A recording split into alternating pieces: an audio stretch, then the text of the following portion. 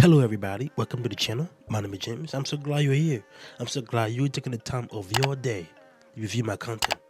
Today, June 13, 2025, is a very good day for the continent of Africa because all tariffs have been cancelled between the African continent and Beijing, China. There's no tariff on every Indian goods. Indian goods from Africa, from Nigeria, from Ghana, from Togo, Benin, South Africa, Liberia, DRC, Morocco, all those countries and more goods that's coming from these countries to China is going to be free. No tariff. This is going to boost the economy of all those countries because since Trump entered office in the United States, he been throwing tariff around like it's nothing. To African countries, he's like, hey, you get a tariff, you get a tariff, you get a tariff. And it's very frustrating because he will claim that, hey, the deal between you and my countries is in favor of you. Let's work on another deal. And of course, you're going to try to bend what he won. And then time come, he kind of screwing you over or your countries is over.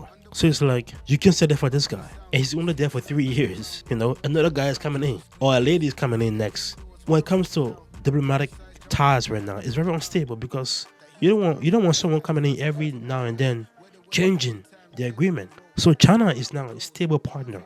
They're coming in and helping the African countries build up their economy, which is great. Because right now, as you're saying, Nigeria have like $23.9 billion of trade with China. Ghana have $11.1 billion of trade with China. Then, of course, South Africa have 34.8 with China. That's just some of the heavy hitters in Africa. But more of these countries have some kind of relationship with China when it comes to trade. Even Liberia, my country. So right now, it's very huge. It's a huge deal. As you can see right here, it says, Beijing said on Wednesday that it was ready to remove tariff from all 53 African countries with which it shared diplomatic relations, following a meeting between a foreign minister and African official in central China. Yeah. You know, they're removing all the tariff and things are pretty good. And let's see what people are saying about it. Let's see how people are looking at this. Let's take a look. Right, let's take a closer look at the trading relationship between China and African countries. It has seen rapid growth over recent times. China has been Africa's largest trading partner for the past 16 years. Last year, trade grew by nearly 5% year on year to over $295 billion. And it's on track to grow even more, hitting a record high in the first 5 months of this year. Trade up more than 12% to $134 billion. Dr. Yonofred Aga is Nigeria's former permanent representative to the World Trade Organization. He currently advises businesses wishing to invest. I asked him about the significance of Beijing's willingness to drop tariffs for 53 African countries. China already has a duty-free, quota-free market access preferential regime for least developed countries. And of the LDCs, 33 of them are in Africa. So already 33 out of the 53 countries are already having some favorable preferential access to Chinese market. Depends also on the products. Which are the products? Are they commercially meaningful? Are there products that China currently has high duty rates? And then finally, it also depends on the rules of origin. What kind of rules of origin is China going to apply? And that is it. We're going to pause on that video for now, but we're going to look at this. What the percentage of trade deficit that the United States is imposing on Africa is up to 50%. 50% of trade deficit. The United States is imposing 50% of tariff on those African countries. That right there is huge. That can cripple an economy, especially for the third world countries in Africa. It can cripple them. I mean, what do you want these countries to do? You want every country to sign an agreement with you physically, you know? But good, because you're not the only big person on the continent or on the planet, right? You got big hitters as well. You got China's out there, UAE is out there. You got other European countries out there too that want to trade with Africa. And we don't have to trade with the United States. They don't have to. They can always go around the United States. If the regime or the current administration is too rigid, is too stiff when it comes to losing it out and helping another country as well. So let's get back to the video. Will it be accumulation that allows production across different countries in Africa? Could it be rules that allow for third-party inputs into the production process. This agreement also calls for African countries who are facing tariffs from the United States not to do anything in those agreements with America to the detriment of any other African countries. How difficult is that going to be? For example, Nigeria is facing 14% tariffs, but South Africa is facing 30%. How hard is it going to be to stand as one? Well, there is something you call solidarity. Staying together is a matter of solidarity. For some, it may be painful. For others, it may be less painful.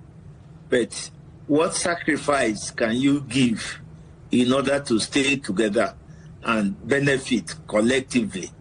China dominates in terms of trade across Africa, but we know as well that the United States of America does still have very strong trade ties, even with your country, Nigeria. Are you confident that this agreement with China is not going to get in the way of your trade relations and your diplomatic ties with the United States? I don't think so. The political ties between Nigeria and the U.S. are deep-rooted. They have spanned over several decades since independence. It will get in the way when it comes to the relationship with the United States, especially with Trump as the president of the United States. It shouldn't come in the way, but it will, especially with Trump in power. But it doesn't matter. He's going to be out in 3 years. Somebody new going to come in, right? And then this can be reset. But it's very frustrating though, because if every American president come in and they want to reset that trade agreement, it make dealing with the United States very tricky, unstable. That's the reason why China look like a viable option right now. Because another lunatic want to come here again. Maybe next year. Not next year actually, in like 3 years. Or as the president of the United States. And then he might try to throw everything out the window and create a new dynamic. It will be very frustrating. So I think this option is viable. Is it the best option? As of now, yes. But again, everything lies in the detail. I'm not going to sit down here and praise China for their goodwill they're doing. It's not actually much of a goodwill. They're going to benefit from this as well. Immensely benefit from this. But China is not giving every country on the African continent a green light when it comes to free trade. They still have the little vendetta with some countries as well, right? They still hate some countries, right? They hate Eswatini. Where is Eswatini? Eswatini is in Africa. If you zoom right here, you will see Eswatini.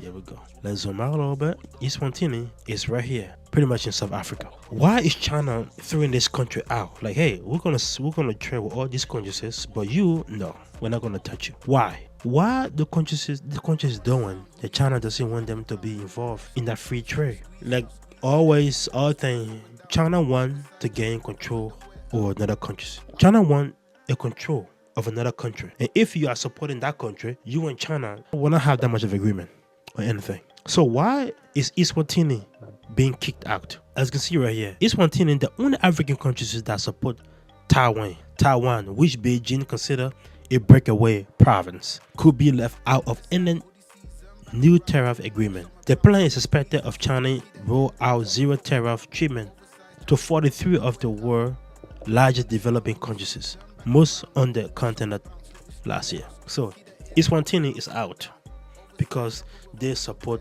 Taiwan, and Taiwan was once under control of China, but since the war they separated, and now Taiwan is, I don't want to say country, but their own location, and the United States is like heavily involved into Taiwan, and China want to get that location back. And anybody that on the side of the Taiwan people are pretty much opposing China, and Eswatini is opposing China, so they are out. Well, it's bad, but at least 43 of these countries are getting good trade agreement being done, and things are improving on the continent, which is great. At least the continent is not just focused on one location, the United States, and forgetting about the rest. You want a stable partner when it comes to trade.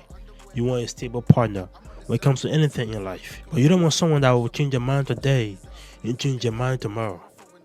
So, for a growing population, most African countries, more third world countries, they are coming up. They are growing up. You want someone stable that will help. Is it the perfect deal? No, I wouldn't say that. Is China in it for themselves? Yes, They are. But for now, that's the best option on the table. It's the best option. And we're going to take it. Hopefully, the United States can straighten up. They can straighten up. And then they have a very stable agreement being done. Hopefully, we can just pray. If you like the channel, subscribe to the channel. Let's keep this going. Thank you.